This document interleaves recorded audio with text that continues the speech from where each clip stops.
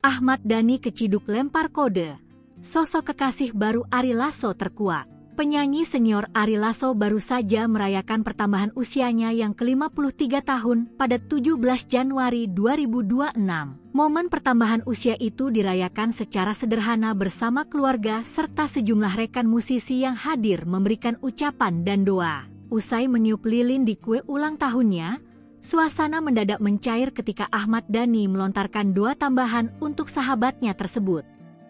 Founder Dewa 19 itu secara spontan menyampaikan harapan agar Ari segera menemukan pendamping hidup baru. Oh, lupa.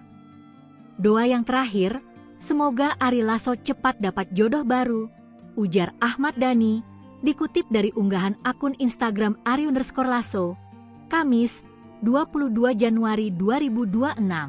Ucapan itu langsung disambut sorak dan tawa para tamu yang hadir.